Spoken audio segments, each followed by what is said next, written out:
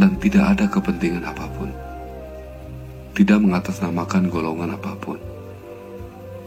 Tiba-tiba mereka mengatakan bahwa kita ini adalah saudara. Saudara yang terikat dengan kalimat La ilaha illallah.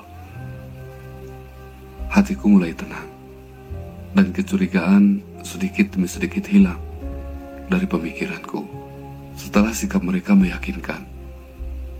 Karena mereka datang tidak untuk meminta sumbangan, tidak memberi sumbangan, tidak menawarkan produk, tidak menawarkan satu kelompok, satu aliran, tidak menawarkan partai dan lain sebagainya.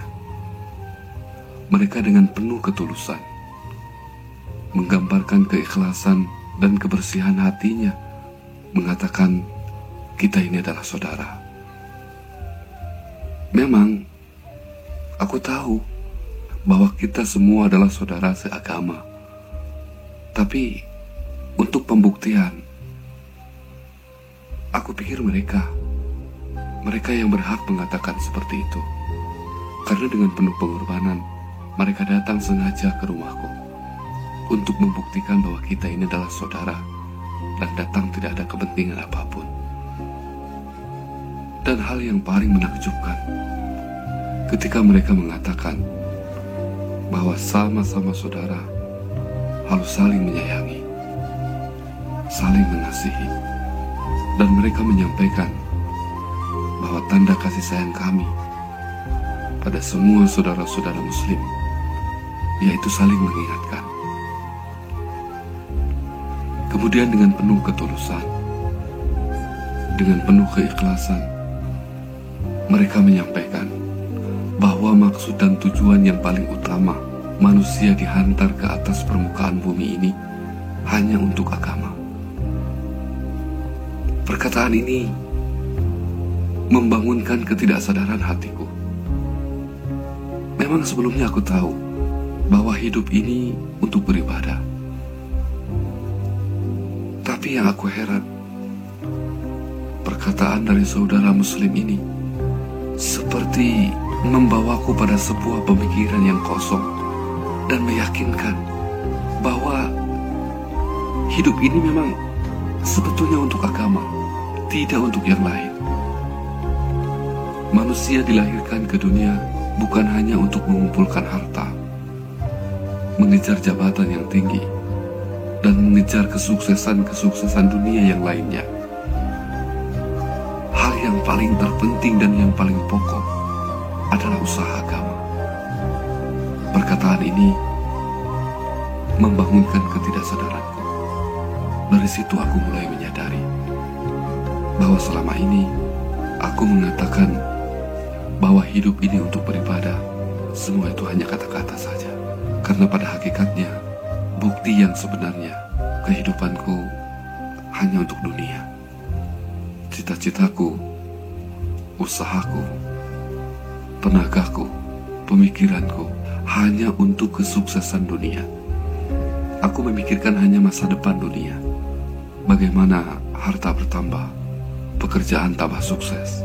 Aku bercita-cita memiliki rumah yang mewah, mobil yang mewah, harta yang melimpah. Tidak ada sedikit pun tersirat dalam hatiku bahwa cita-cita terbesar dalam hidup ini adalah menyempurnakan agama. Perkataan saudara muslim ini benar-benar telah membangunkan ketidaksadaranku. Hatiku yang selama ini tertidur, bahkan mungkin jiwaku yang sudah mati. Allah subhanahu wa ta'ala lah yang telah mendatangkan kita ke dunia ini. Allah hendak menguji kita.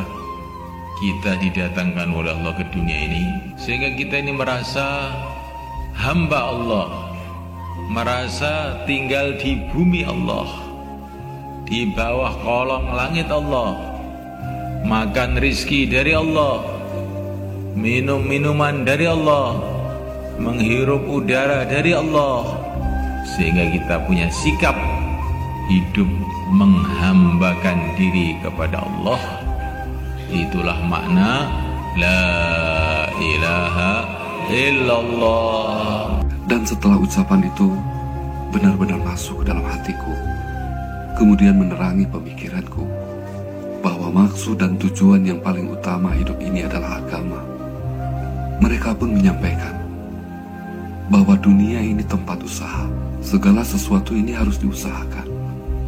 Kita membangun rumah perlu usaha, susah payah dan pengorbanan. Apalagi untuk membangun agama dalam kehidupan yang tentunya menuntut pengorbanan yang lebih besar. Semua nabi datang ke dunia ini, mereka sampaikan hanya untuk usaha agama. Tidak ada satu nabi pun yang diutus ke dunia untuk membimbing umat manusia menggapai cita-cita dunia yang tinggi. Tidak ada. Semua nabi menyampaikan agama dan usaha atas agama. Kita ini miliknya Allah. Kita sudah biasa mengatakan ini rumah saya, ini sawah saya, ini ladang saya. Sampai kita lupa, kamu ini milik siapa? Lupa kita ini. Yang kita pikirkan, rumah saya, sawah saya, harta saya, dunia saya. Kamu itu loh milik siapa? Kamu ini miliknya Allah. Mulai pucuk kuku kamu sampai pucuk rambut kamu, semua milik Allah. Kamu tidak punya apa-apa. Pernah menciptakan apa kamu di alam semesta ini?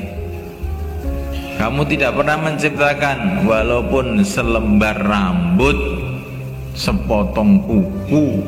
Kok sekarang kamu itu merasa ini punya saya, ini punya saya? Ini adalah satu kelalaian yang besar. Kita ini miliknya Allah.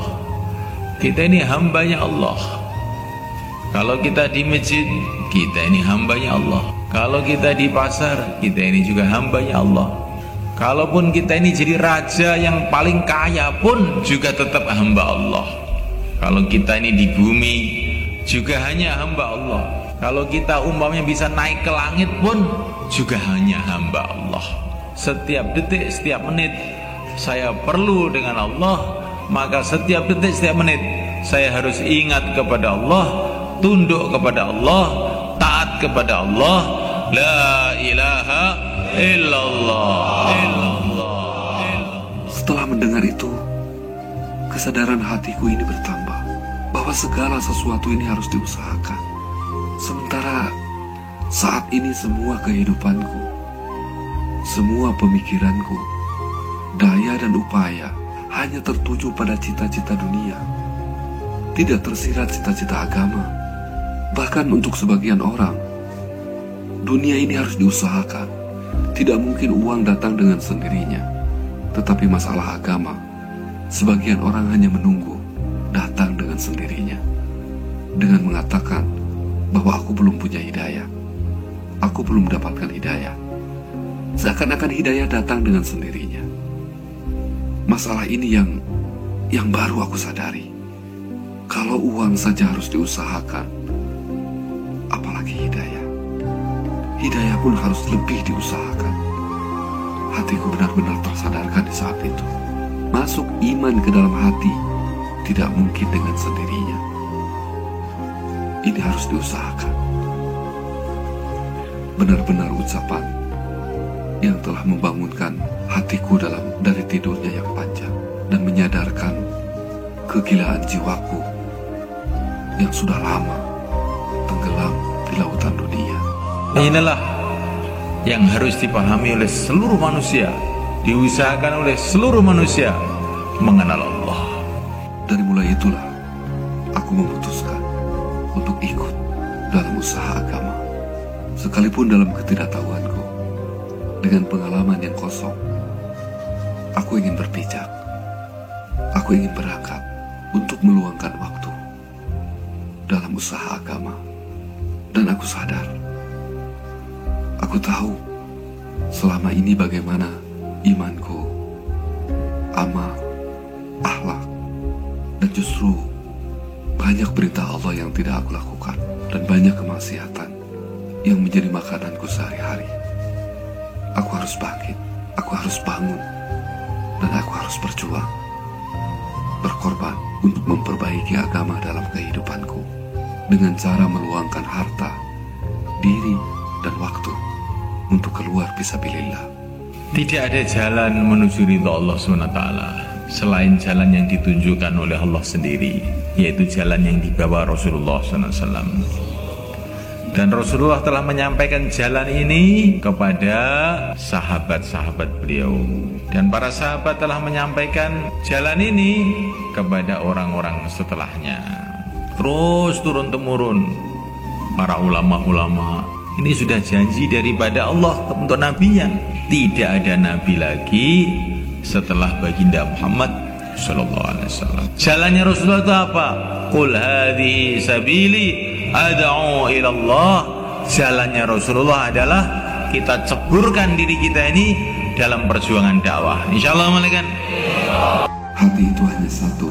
Kalau di dalamnya ada cinta pada kebendaan, maka tidak akan ada cinta kepada Allah. Dan kalau di dalamnya ada cinta kepada Allah, maka tidak akan ada cinta pada kebendaan. Dan cinta ini yang mengendalikan semua anggota tubuh kita untuk menjadi hamba, hamba bagi yang dicintainya. Dan kalau tidak ada cinta kepada Allah, bagaimana kita mau bersikap sebagai hambanya? Kalau kita ceburkan diri kita dalam perjuangan dakwah yang merupakan jalan hidupnya Rasulullah, insya Allah nanti tambah hari tambah dekat dengan Rasulullah di sana. Insya Allah malaikat. Tapi kalau kita ini tidak mengambil jalannya Rasulullah, bagaimana kita akan bisa berjumpa sama Rasulullah malaikat? Wong jalannya lain-lain. Kita bisa jumpa Rasulullah, syarat utama jalannya harus sama. Jalannya apa? Qul hadhihi sabili ad'u ila Allah. Jalan hidupku adalah mendakwahkan agama Allah. Insyaallah malaikat. Maka bagaimana supaya kita bisa ngambil jalan ini? Langkah pertama, kita siapkan waktu 4 bulan untuk supaya membelokkan hidup kita ini ke jalannya Rasulullah ini. Insyaallah malaikat. Ini langkah pertama. Siapa yang dalam 4 bulan? Kenapa dengan keluar fisabilillah imaniyah kita akan diperbaiki? Iya, pasti diperbaiki. Karena kita belajar dijauhkan dari ketergantungan hati kita pada semua kebendaan yang ada pada diri kita. Hati kita belajar dijauhkan dari rumah, pekerjaan, anak, istri, dan semua keluarga. Sehingga hati kita terpaut hanya kepada Allah Subhanahu wa Ta'ala. Dan inilah yang namanya hakikat kalimatut thayyibah, kalimah la ilaha illallah. Keluar fisabilillah akan mengeluarkan semua keyakinan-keyakinan selain kepada Allah Subhanahu wa Ta'ala. Mengeluarkan hubungan-hubungan hati kita dengan kebendaan yang menghalangi hubungan hati kita dengan Allah Subhanahu wa Ta'ala. Semakin lama kita keluar, semakin susah kita keluar, semakin mujahadah kita keluar, semakin diperbaiki iman yang ada pada hati kita, dan semakin dekat hubungan hati kita dengan Allah Subhanahu wa Ta'ala. Maka jemaah-jemaah dihantar ke seluruh penjuru dunia. 124.000 sahabat yang kuburnya di Arab hanya 10.000 saja. 114.000 bertebaran ke seluruh penjuru dunia. Maka sehingga Islam dikenal, berbondong-bondong orang telah masuk kepada agama Allah Subhanahu wa Ta'ala. Idza ja'a nasrullahi wal fath wa ra'aitan nasa yadkhuluna fi dinillahi afwaja. Ya, kita akan dengar nanti satu negeri masuk Islam, satu kampung masuk Islam. Orang akan berbondong-bondong, mereka akan masuk kepada agama Allah Subhanahu wa Ta'ala. Bukan lagi ratusan, ribuan, jutaan, akan tersebar hidayah di mana-mana hadirin mulia. Sebagaimana dikatakan Islam tinggi hadirin mulia. Dan ketika Rasul dan sahabat Nabi sampai 2/3 dunia di bawah kekuasaan Islam. Begitulah hadirin kaum muslimin, istimewa yang akan Inni muhajirun ilallah.